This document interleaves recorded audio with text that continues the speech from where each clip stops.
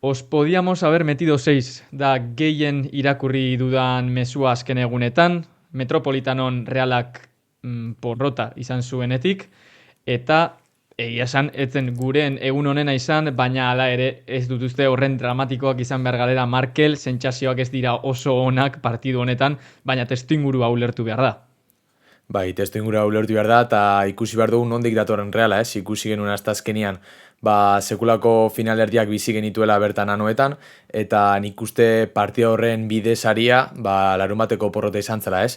Egisa esan da Real Madrileko partidaren antz handia izan zuen partidak, ez?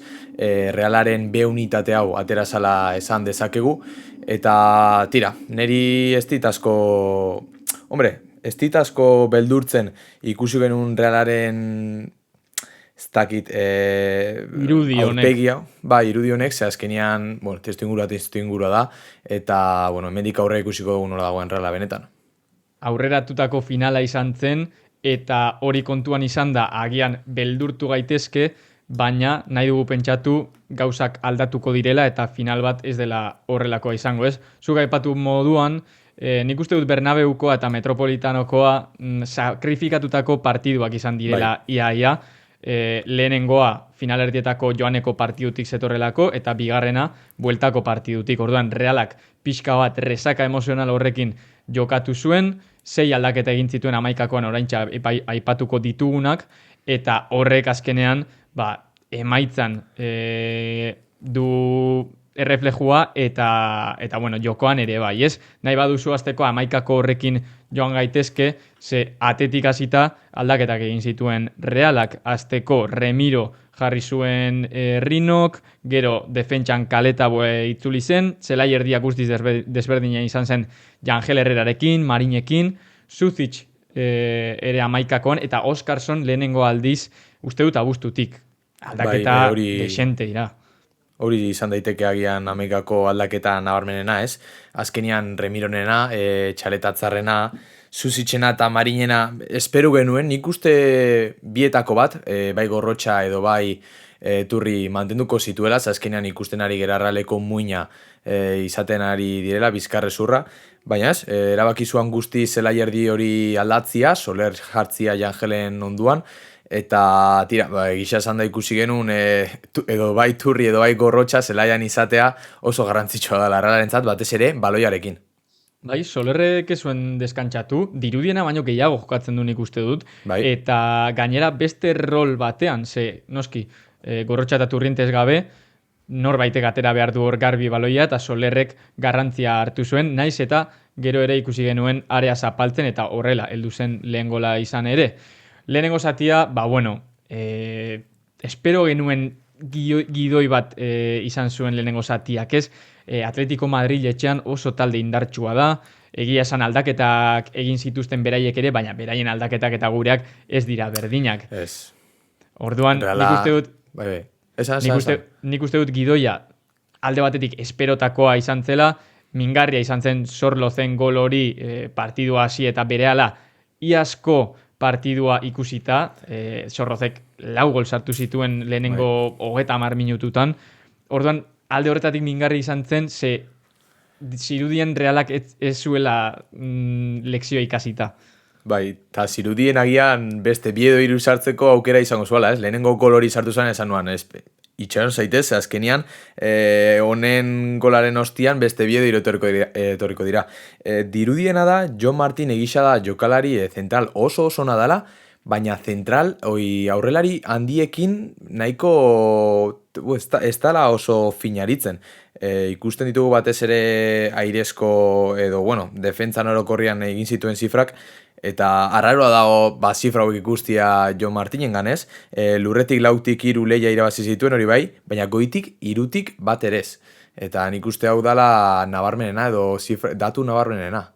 Bai, lehenengo leia gutxi dira, honek esan nahi du Atletico Madrilek agian ez zuela Sorloz goitik bilatzen, eta Jon Martinek ezin zela berarekin parekatu eta leia horrek irabazi, eta bigarrenik zuk aipatu duzuna.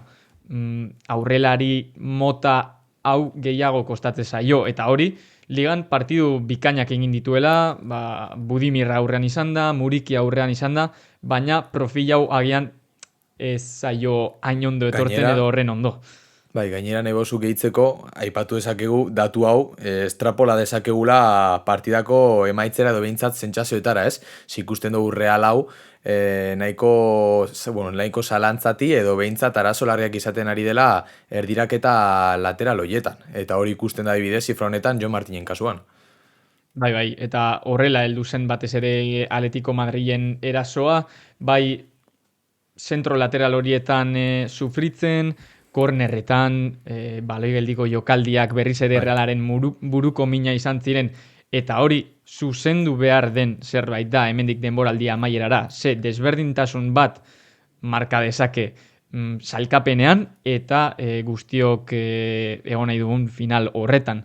Orduan, pare bat albiste txar utzi zizkigun partidu honek, baina ez dira berriak. Ez da, ezin daitekena izan da, azkenian korner bakoitza,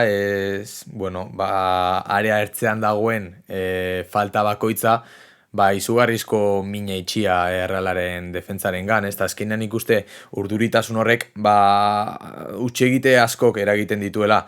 Hala eta guztiz ere ikusten ari gera, reakzionatzeko kapaz izaten ari dela Reala, eta ikusita utxegite hauek, ez dakit zer gertatuko litzateke, tortillari buelta emango bazion Realak, ez? Azkenian, utxegita hauek ondo konpontzen badituzu, golak hor daude, behintzat gure alde, ez dakit zenbat partidetan egon den Reala, gol bat baino gehiago sartzen. Bai, egia esan martxoan gaudeia da, ez dakit Realari denbora emango dion akats hauek zuzentzeko edo ez, baina zuk aipatutakoa egia da, Realak zuzenduko balitu, beste zerbaitetaz hitz egiten egongo ginateke ez. Realari asko kostatu zitzaion baloia garbi ateratzea, Gorrotxa eta Turrientes gabe, hor ikusi genuen Jangel baloiarekin ez dela berdina, eta hortik heldu zen lehenengo gola, bere akats batetatik, eta gero bigarren zatia antzekoa izan zen, baina hala ere, nik enon ikusi Atletico de Madrid guri zazpi sartzeko aukerekin ere ez. Hau da, hobeto ibili ziren, gehiago heldu ziren Realaren areara, ideiak argiago zituzten eta energia gehiago erakutsi zuten batez ere partiduan, baina Reala 2-2koarekin heldu zen 83. minutura, eta ez dakit, markagailuan behintzat, hortxe geunden. A ber, egisa ez da, 40 egun falta direla Kartujako final horretarako, baina nik uste atzoko larunbateko partida ikusita, Reala kapaz dala irabazteko partida on bat planteatu eskero, ez? Ikusten ari gera Atletico de Madrilen eta Realeko beunitate horiek alderatuz, Atletico Madrilek plantilla hobiagoa duela, eta hori ez da albiste berrixa, ez? Baina, klaro, ikusten ari gera Reala lehiako ribiltzen ari dela, eta 2-3-4 jokalari garrantzitsu kendu eskero, aurpegisa emateko kapaz izaten ari da Reala. Orduan, nik uste larun bateko partidaren kasuan, Realak galdu behar zuela, nik uste bestela, edo behintzat aurrera begiratzeko espabilatzeko, ez?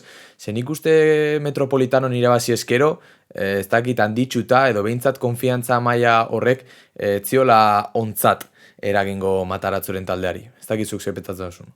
Bai, orain arte izan dako bi porrotek balio izan digute edo, behintzat batek balio izan digu lurra ikutzen jarraitzeko, ez? Ez joateko gure egoa eta gure egoa zerura, eta hori alde batetik albiste ona da, ez? Orain noski taldeak aurrera pauso bat eman behar du ligan, Osasuna daukagu etxean, eta hori ezin zaigu joan eskuetatik. Mikel Oyarzabal eta Guedes sartu zirenean Realak arrisku zertxo bait egin zuen, gehiago hurbildu zen Atletikoren areara, eta bigarren gola ere horren seinale da. Mikel Oyarzabalek area kanpotik jaurti zuen, orain arte ez duguna horrein beste ikusi, eta beste golazo bat sartu zuen. Nik uste lesioek Oyarzabal errespetatu egiten baldin badute, izugarrizko urte baten aurrean dagoela Oyarzabal, atzoko egunean, Realeko golegien nagusi hoien sailkapenean, 3. jarri izan, eta horretik López Ufarte eta Saturste ditu bakarrik. López Ufarte gol bakar batera. entzuten ditugu, egisa da guk ez ditugula jokalari hauek zuzenean bizi, ze, bueno, oso gaztiak edo, bueno, ez ginean ez da existitzen ere, baina joe, badakigu Realaren lehiendak direla, mituak direla, eta benetan Oiartzabal bi hiru pertsona jokalari hauen artean ikusteak, izugarrizko garrotasuna, eta benetan erakusten digula Oiartzabal ze garrantzitsua dan Realarentzat, eta batez ere ze ona dan. Ez ditugu ezagutu, baina badakigu zein den beraien estatusa Realaren historian, eta nik uste dut horrekin nahikoa dela jakiteko Oiartzabal zer den orain eta zer izango den etorkizun batean jada erretiratzen denean, ez? Partiduko albiste nik uste dut txarrenarekin joateko aldaketek erakutsi zigutena. Zakarian eta Braisen minutuak batez ere, Jangelen partidua esate baterako txarra izan zen, baina nirien hau horren beste kezkatzen. Hala ere, Errusiarrak eta Galiziarrak ez dakit denbora gehiegi iraungo duten Realean ikusita, zer ari diren ematen, eta ez daukatela aldatzeko asmorik ere. Bai, batez ere ikusten da Braisen kasuan, Atleti derbiko txartel gorri hori ikusi ostian, ez duela buru altxatu, ez? Nik uste Braisen txufautu ikitzia oso garantzitsu izango dela, horretik ditugun partidei begira, baina egisa da momentu hontan ez dakit ez dela ari fin ibiltzen, eta momentu hontan adibidez Susich bere aurretik ikusten dugula, ez? Soler ere hor dau, azkenian zelai erdi horretan, denboraldi hasieran esaten genuen overbooking posible bat egongo zala, eta momentu honetan ranking horretan ez dakit zenbagaren postuan egongo dan Brais Mendez 11 horretan sartzeko, baina benetan sekulako arazoak izaten ari ditu. Bai, dirudena baino urrunago. Hau esan da, 40 egun ditu Realak akatsak zuzentzeko eta oso ondo prestatzeko Sevillako final hori. Orain lehen aipatu bezala ligako 3 edo 4 partido geratzen dira final hori baino lehenago, gero geldialdia dator, bakoitza bere selekzioarekin joango da, baina, nik esango nuke guztiok daukagula inkontzienteki ere burua hor, ez? Eta oso zaila dela orain... Hori da. Hor taldeak erakutsi behar du profesionala dela eta egunean bizi behar dela.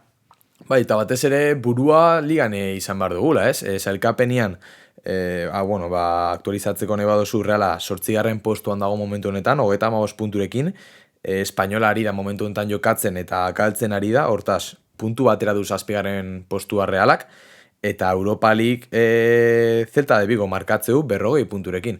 Osea, 5 puntuta dau Europa League, eta partidak ikusita, Osasuna ostiralian, egisa aurrengo astian Villarreal bizitatuko duela Realak, baina gero Levante eta Alavés datoz etxian biak Atletico de Madrilen kontrako partida hori bizi aurretik. Orduan, zuk epatu duzun bezala, buruak hankak momentuan izan behar ditu Realak.